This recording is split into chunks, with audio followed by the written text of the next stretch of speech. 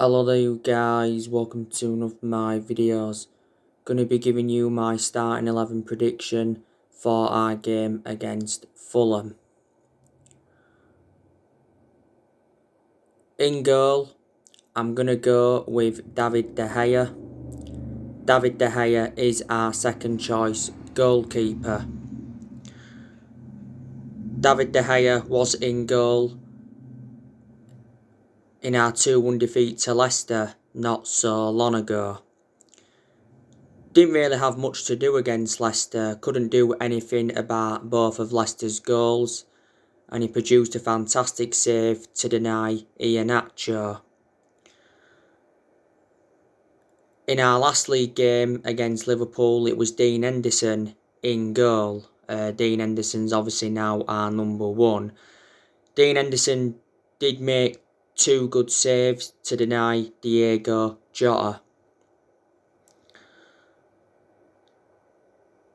David De Gea could leave Manchester United in the summer transfer window.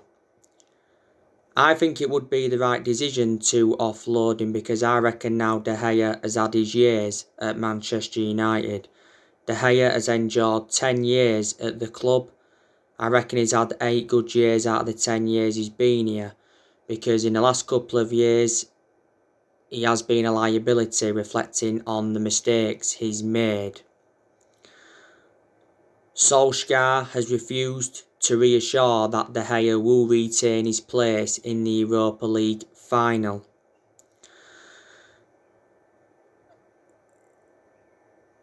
A few years ago, De Gea was regarded as the best goalkeeper in the world. He's won everything domestically at the football club, and he's made over 500 appearances for Man United in all competitions. Earlier on this season, it said that De Gea had made his transfer decision. He said he's preparing to leave Man United, and Man United is set to pay off his huge contract. De Gea has like 2 years left on his current contract, and he's on £375,000 a week. We will demand around 50 million for De Gea this summer. Quite a few clubs have been interested in him. Not so long ago, it said that Jose Mourinho wants De Gea at Roma.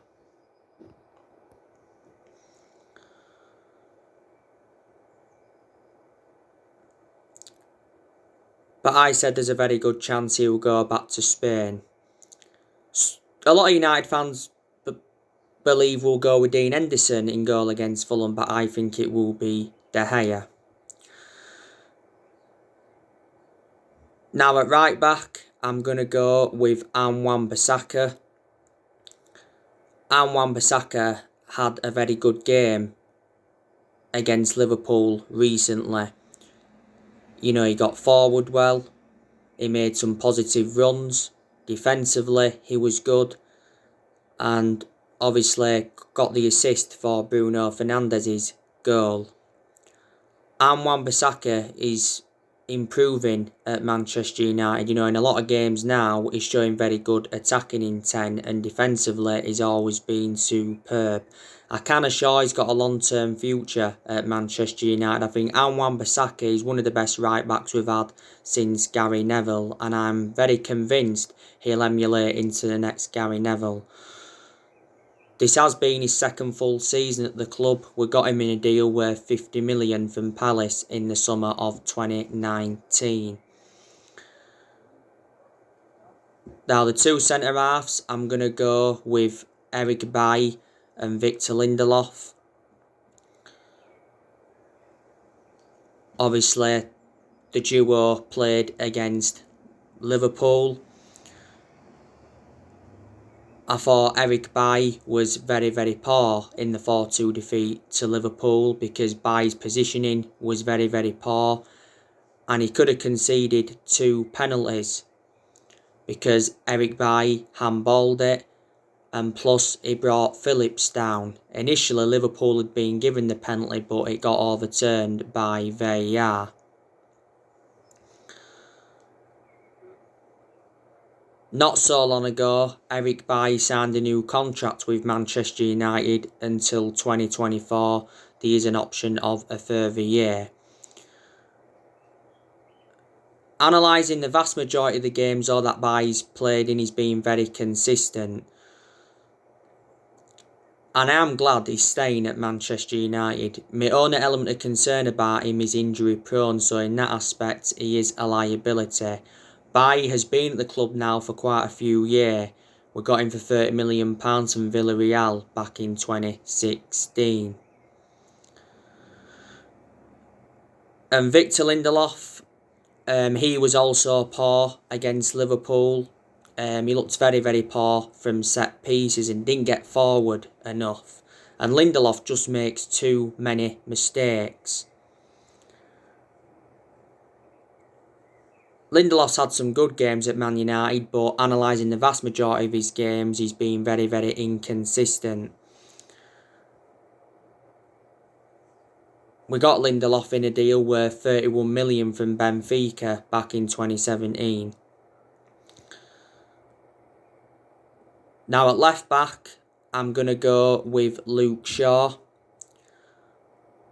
Luke Shaw was very, very poor against Liverpool.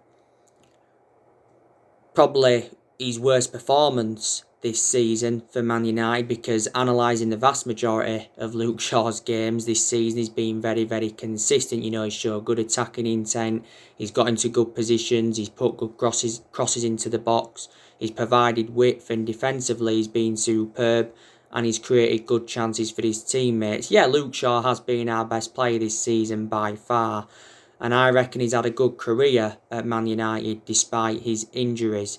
He's been at the club now over 6 years and he's still our first choice left back despite the arrival of Alex Telles last summer. Luke Shaw has just over 2 years left on his current contract. It said earlier on this season that Man United are set to offer Luke Shaw a new 5-year contract worth around 180 grand a week. So we're going to give him around a £30,000 pay rise. In the midfield, I'm going to go with Fred and Scott McTominay. I thought Fred was very, very poor against Liverpool. You know, gave the ball away too many times and didn't really get forward enough.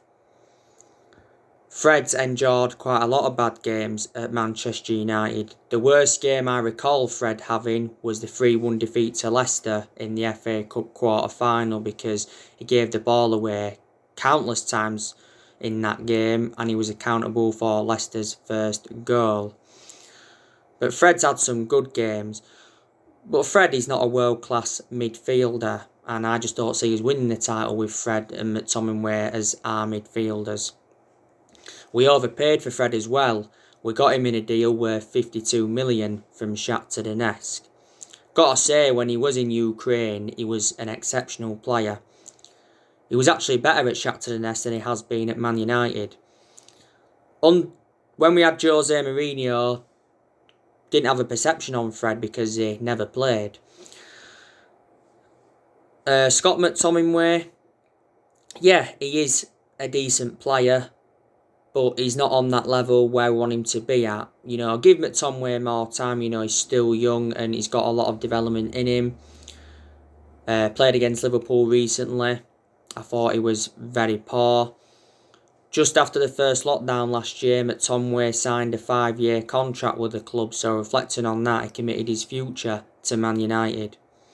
The best game that McTominay has had this season was a 6-2 win against Leeds, because he scored twice in that game.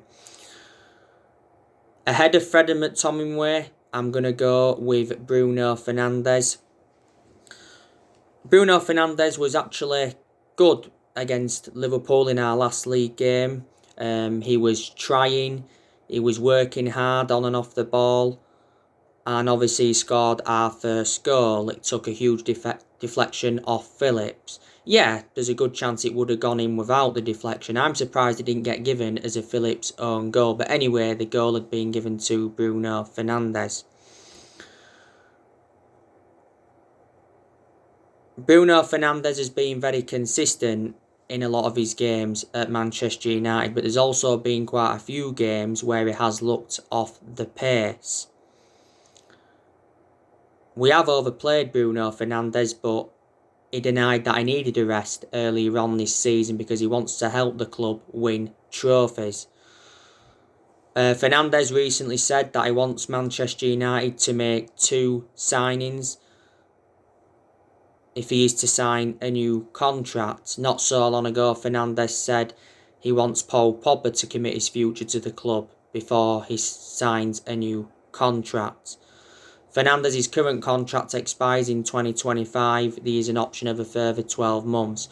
He said earlier on this season he was refusing to sign the new contract until he had assurances over the club's transfer plans.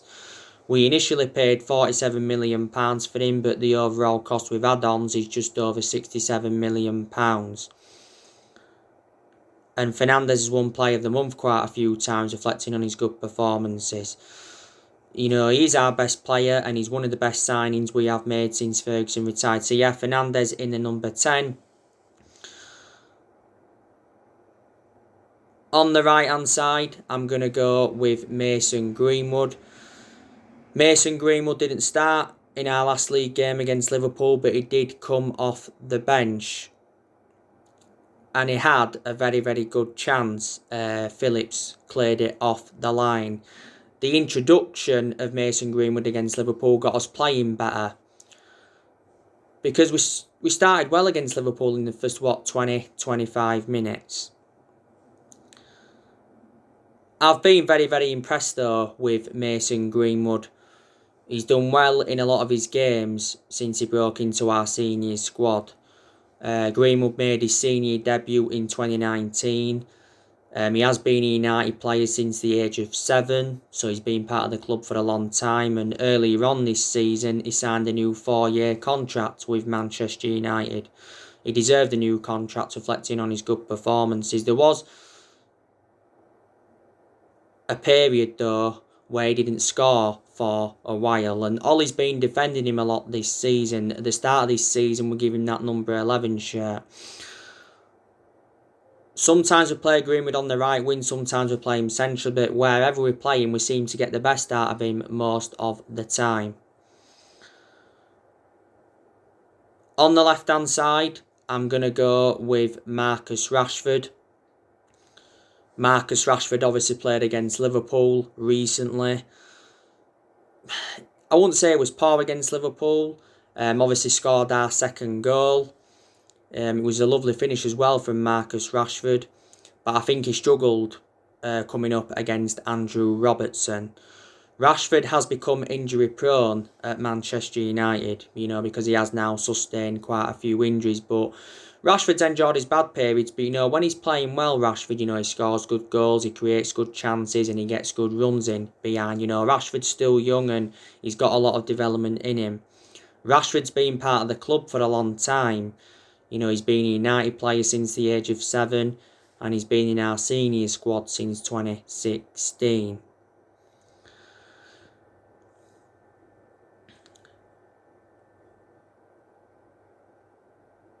Up top, I'm going to go with Edison Cavani. Cavani did play against Liverpool recently. I don't think he really got enough service in the game against Liverpool. Cavani obviously got the assist for Marcus Rashford's second goal. And Cavani did have a good chance that came from a calamitous mistake from Allinson, but obviously Edison Cavani didn't convert it.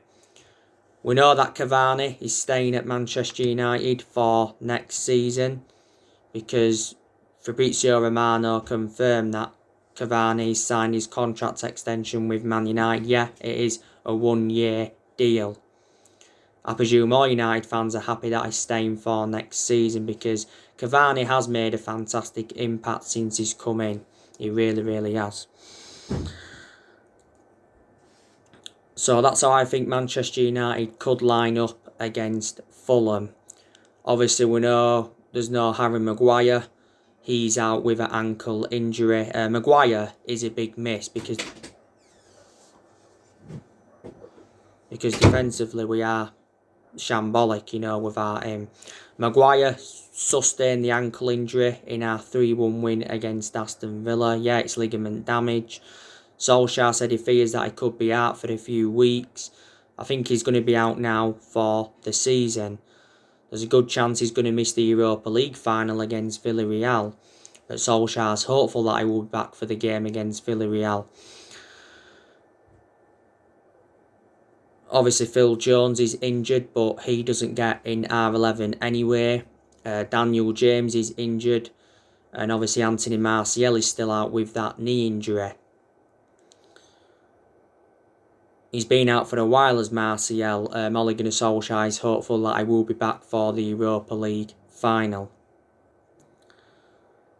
So yeah, Solskjaer will play a similar lineup against Fulham as he did do against, Liverpool. He'll probably just make 1 or 2 changes.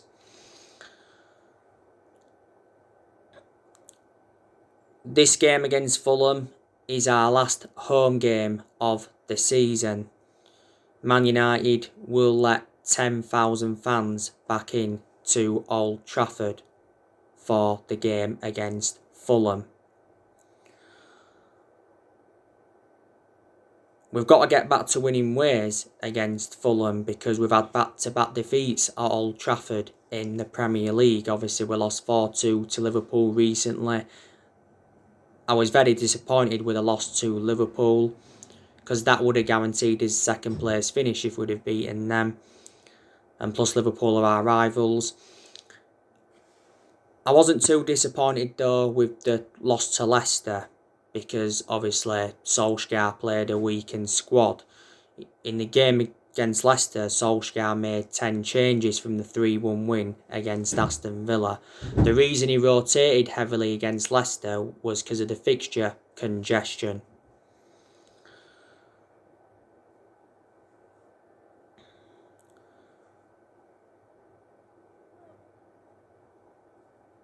Now, the last time Fulham beat us was back in 2009. They beat us 3-0 at Craven Cottage. Fulham are a very, very poor team. Obviously, they're already relegated, so they're going back to the Championship next season. Their current manager is Scott Parker. Scott Parker has been Fulham manager over 2 years. Obviously, Scott Parker brought Fulham up to the Premier League last season.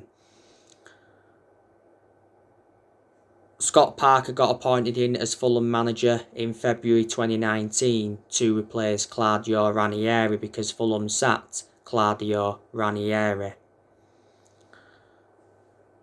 Before, Scott Parker has managed Tottenham's under-18 squad.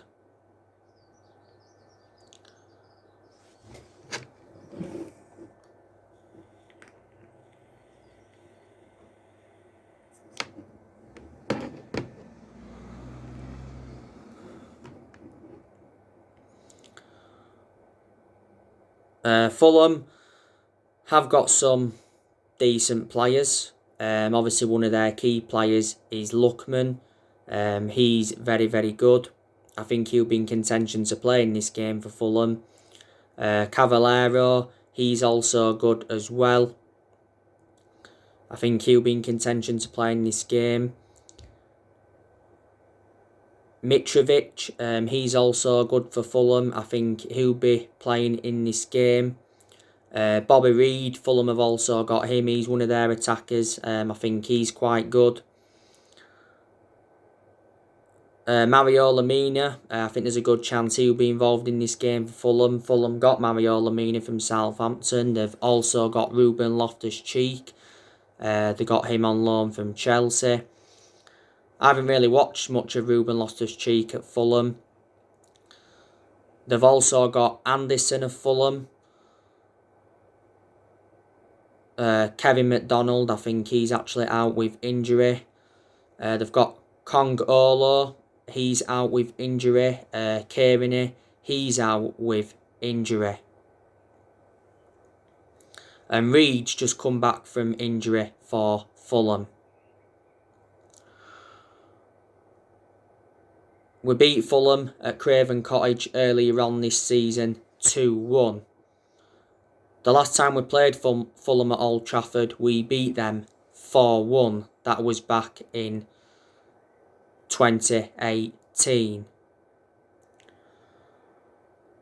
Fulham recently lost to Southampton 3-1.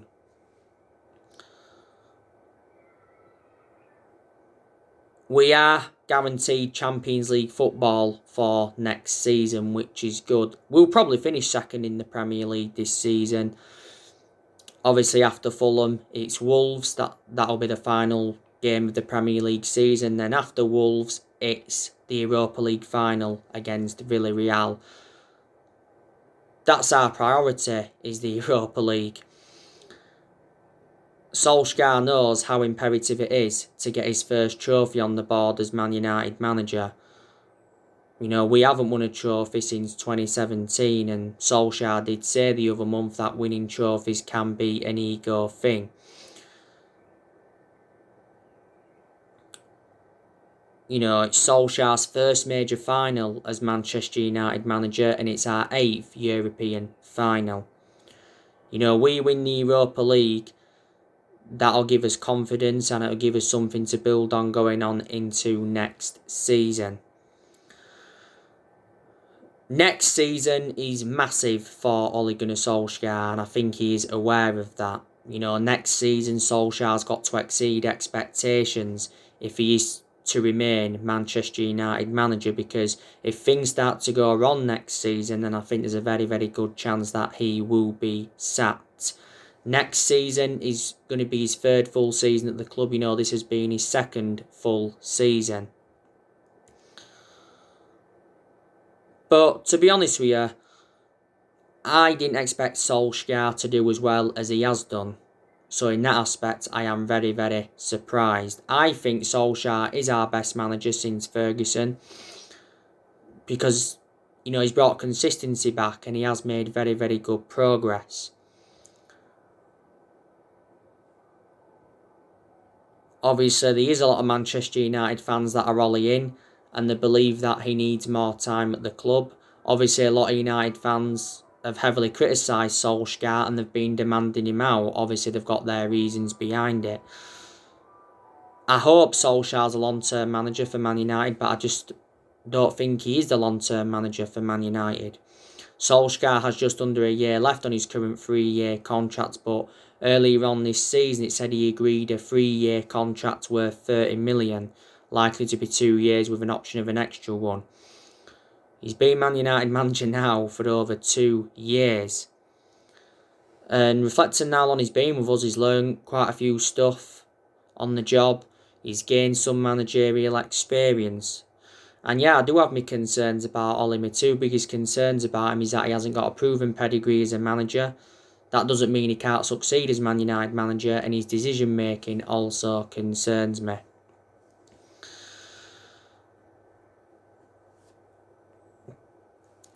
But there is a lot of positives regarding Ole. You know, we are 2nd in the Premier League. At one point he got us top of the Premier League for the first time in 8 years. You know, he's got us to the Europa League final this season, got us to the FA Cup quarter-final, got us to the EFL Cup semi-final. We've got a very good away record in the Premier League. We are unbeaten in our last 25 Premier League away games, so we haven't lost away from home in the Premier League for over a year. We've been far better away from home than we have been at home. All our defeats have come at Old Trafford in the Premier League this season. I don't understand why we've been so poor at home. Maybe some of it's to do with no fans being there. You know, it does have a bad effect on the players. Ole did well last season in his first full season. He guided us to 3 semi-finals, got us qualification for the Champions League and got us a 3rd place finish. He has made good signings as Man United manager. He's spent almost £300 million, and so far he's enjoyed 4 transfer windows as permanent Man United manager. You know, he's got rid of a lot of the deadwood since he's come in, and I like the way that Ole has promoted the youth, and we have enjoyed very good periods under him where we have seen consistency. So they are the positives regarding him. And Solskjaer knew when he'd taken over at Man United it was going to be a massive job, despite him knowing the club through thick and thin.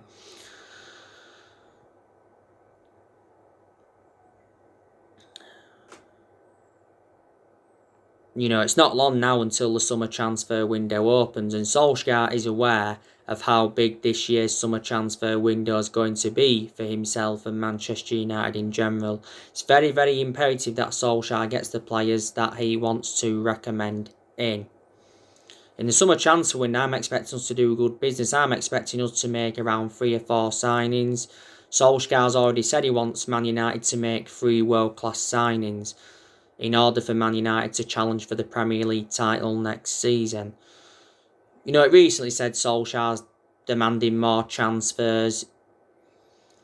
He says we need to strengthen up if we are to challenge Man City. And I've already identified the areas in the squad where he needs to strengthen up. Solskjaer's made it clear that he wants good backing. And he should get the backing that he deserves, because we've got John Murtaugh, he's our director of football. We've got Darren Fletcher, he's our technical director. And we've also got Matt Judge. And Matt Judge has been part of the club for a while. I just don't think Solskjaer has been backed enough so far. But yeah, in the summer transfer window, we're going to focus on the incomings and the outgoings. Yeah, quite a few players are going to leave Man United in the summer transfer window. You know, I think there's a good chance De Gea will go, like I've mentioned loads of times. I think Romero needs to go. Lee Grant needs to go. Jones needs to go. Whether Jones goes or not, though, in the summer transfer window, I don't know. We're looking to get rid of Diego Dalot permanently. He's out on loan with Milan at the moment. Brandon Williams, I think we should offload him because he hardly plays for us. He's our third choice left back. So it'd be just beneficial to loan Brandon Williams out so he gets in more experience and he gets more opportunities. Last season, Williams played a lot of games. That's only because Luke Shaw had a couple of periods out with injury. Nemanja Matic, I think we should offload him in the summer transfer window. Pogba could leave in the summer transfer window, but I hope he doesn't. Hopefully Paul Pogba signs a new contract. Juan Mata, good chance we'll offload him. Andres Pereira, I think we'll be looking to get rid of him permanently. And a lot of United fans are saying that we need to offload Anthony Martial because he's no longer good enough to represent the club. And he's been out of form for the vast majority of this season. He recently said the 10 players that could depart Manchester United in the summer transfer window.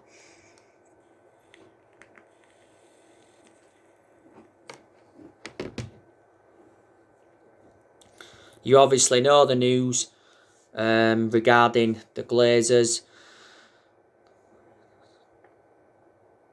I'm expecting Man United fans to protest against the Glazers again, you know, ahead of our game against Fulham.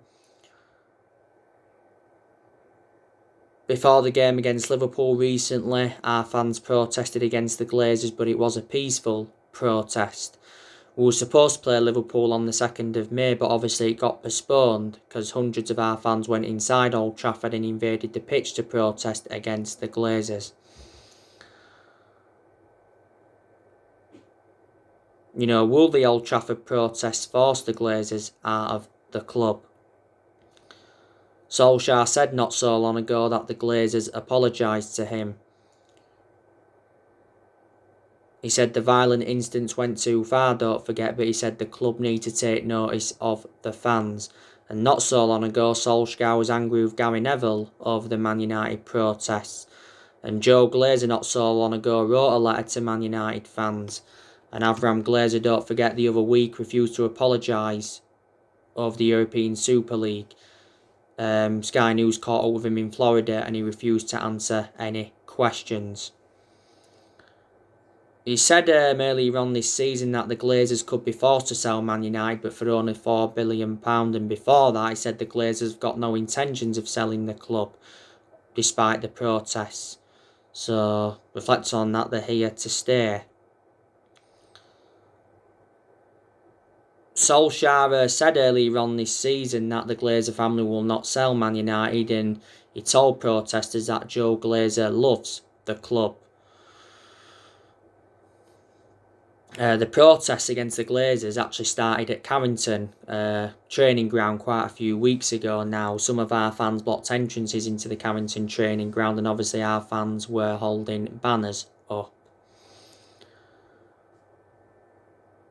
Joe Glazer released a statement earlier on this season apologising to club fans of the European Super League plans, but we get the Glazers out of Manchester United, it'll definitely be the right decision because they've put us in so much debt, and I hate the way the football club has been run in general for a long time. The Glazers have been at Man United 16 years. They purchased the club for 500 million back in 2005. And obviously, the news regarding Woodward, he will be standing down at the end of the year. So anyway guys, on my next video I'll be giving you an update on some more transfer news. Drop your comments, likes below on the channel if you do. Consider subscribe as always, and take care. God bless. See you all again very, very soon.